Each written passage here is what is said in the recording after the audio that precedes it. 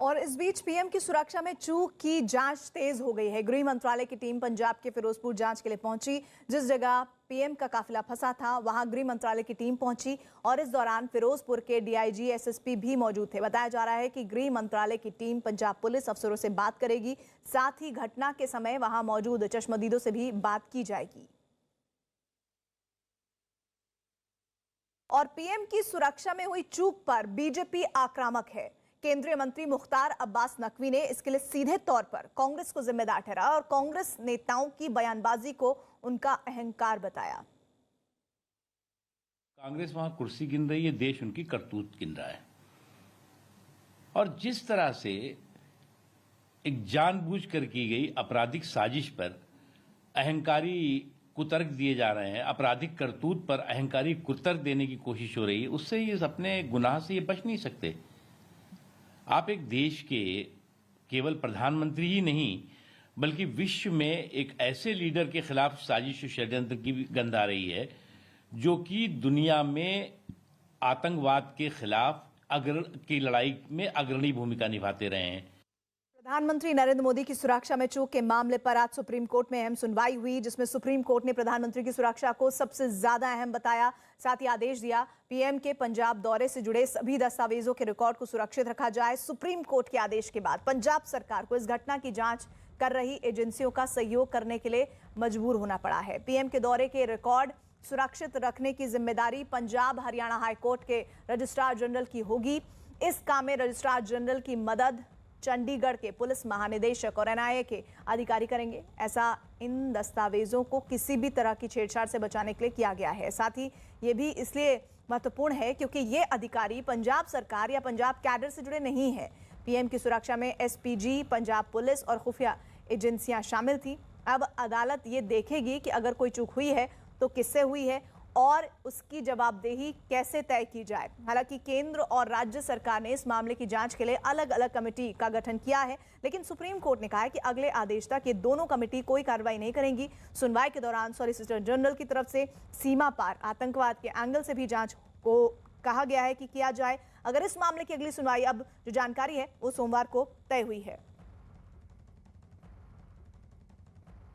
पंजाब से फिरोजपुर में पीएम की सुरक्षा में चूक की एक और तस्वीर सामने आई। पीएम का काफिला जिस फ्लाईओवर पर 20 मिनट तक फंसा रहा उसकी यह तस्वीर है। 5 जनवरी की इस वीडियो में साफ दिख रहा है कि आंदोलनकारियों और पीएम मोदी की गाड़ी के बीच में बहुत ज्यादा दूरी नहीं थी। प्रदर्शनकारी जिन गाड़ियों में सवार थे वो पीएम की गाड़ी के काफी करीब थी। इस दौरान सड़क पर जाम लगा हुआ था। इस दौरान वहां भारी संख्या में पुलिस बल तैनात था। बावजूद इसके प्रदर्शनकारियों की गाड़ियां पीएम के काफिले के काफी करीब तक पहुंचने में कामयाब हो गई थी। इस दौरान पीएम की गाड़ी को वहां मौजूद एसपीजी के जवान घेरकर खड़े हुए दिखाई दिए। और पंजाब में पीएम की सुरक्षा में चूक के मामले में बिहार में भी बीजेपी नेताओं ने विरोध किया है। पटना में बीजेपी नेता राजभवन पहुंचे और राज्यपाल को एक ज्ञापन सौंपकर पंजाब में राष्ट्रपति शासन लगाने की मांग की है। तो सुरक्षा में चूक और एक्शन में एजेंसी, तेज हो रही है जांच, लेकिन इस बीच लगातार बिहार में इस वक्त कोशिशें ये है बीजेपी की कि किसी तरह से पंजाब में वो हालात पैदा किए जाए जिसके जरिए अब माहौल जिस तरह से तंग हो रहे हैं, राष्ट्रपति शासन की तैयारी की बात की जा रही है। सुरक्षा में चूक के मामले में बिहार में बीजेपी नेताओं ने विरोध प्रदर्शन किया है। पंजाब की कांग्रेस सरकार ने जिस प्रकार से प्रधानमंत्री की सुरक्षा के साथ खिलवाड़ किया, और मेरा तो मानना है कि पूरी तरह से देशद्रोह का विषय बनता है कि जब कांग्रेस के पूर्व प्रधानमंत्रियों के साथ इसी तरह की घटनाएं घटी, उसके बावजूद भी कांग्रेस के नेताओं ने, कांग्रेस की सरकार ने वही खेल प्रधानमंत्री की सुरक्षा के साथ खेला है। ये बहुत ही उनकी ओछी मानसिकता को दर्शाता है और मेरा मानना है कि ऐसी सरकार को बर्खास्त करना चाहिए।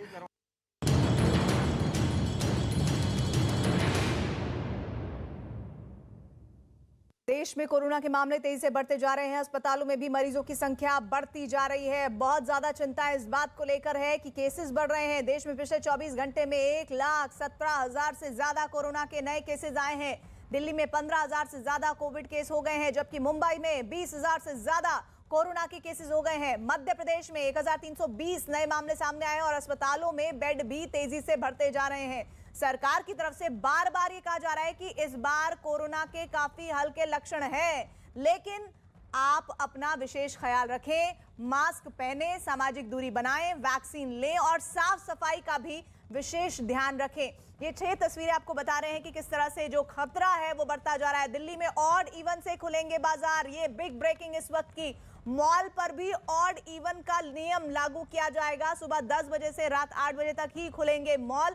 डीडीएमए ने जारी किया है निर्देश। इस वक्त की बड़ी खबर, एक इलाके में एक साप्ताहिक बाजार खोला जाएगा। कल ही 2 बाजारों को बंद किए जाने की खबर दिल्ली से आई थी। 50% की क्षमता के साथ ही ये सब खोलने की तैयारी है। प्रियंका कांडपाल हमारे साथ, हमारी सहयोगी जुड़ रही है। प्रियंका, ये बड़ा फैसला और क्या क्या जानकारियां?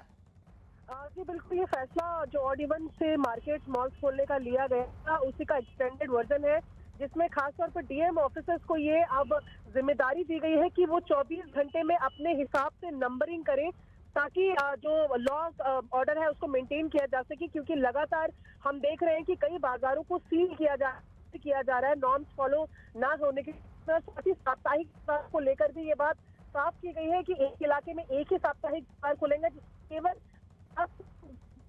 सामान बेचने के लिए। तो सभी का प्रियंका, आपकी आवाज बहुत साफ नहीं आ रही, लेकिन जानकारी साफ है। डीडीएमए ने जारी किया है ये आदेश, जिसमें ऑड इवन के आधार पर दुकानें खोलने की तैयारी है। साथ ही मॉल्स को भी उसी आधार पर खोला जाएगा और एक इलाके में एक साप्ताहिक बाजार ही खुलेगा।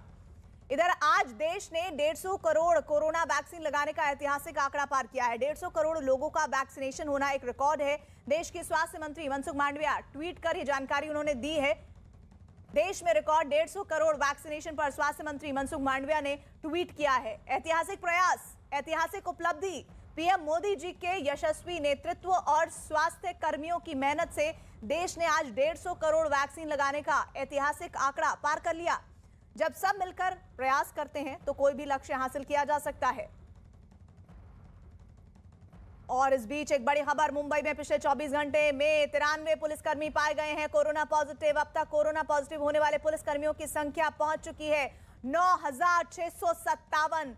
और इस वक्त बड़ी खबर मुंबई से आ रही है जो वाकई में चिंता में डालती है। मुंबई में पिछले 24 घंटे में 93 पुलिसकर्मी पाए गए हैं कोरोना पॉजिटिव। अब तक कोरोना पॉजिटिव होने वाले पुलिसकर्मियों की जो संख्या है वो 9,657 है। और सबसे बड़ी चिंता की बात यह है कि महाराष्ट्र अभी भी पूरे देश में सबसे ज्यादा इस वक्त ओमिक्रॉन और दूसरे केसेस से प्रभावित नजर आ रहा है। हमारे साथ हमारे सहयोगी जुड़ रहे हैं। अभिषेक, और क्या जानकारी आ रही है?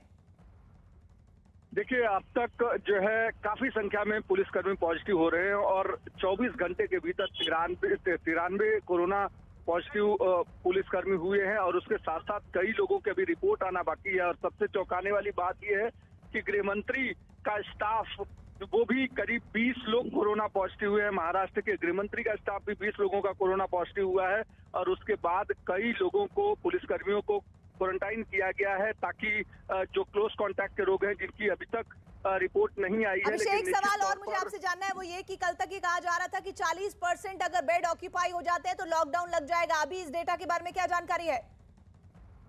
देखिए, अभी जो बात हुई अधिकारियों से और बीएमसी कमिश्नर से, उन्होंने साफ कर दिया है कि देर शाम आज रिस्ट्रिक्शन बढ़ाए जा सकते हैं क्योंकि जिस तरीके से केसेस बढ़े हैं वो काफी चिंताजनक है। और देर शाम महाराष्ट्र सरकार पूरे राज्य के लिए एक नए रिस्ट्रिक्शन की गाइडलाइन ला सकती है। जी, शुक्रिया अभिषेक।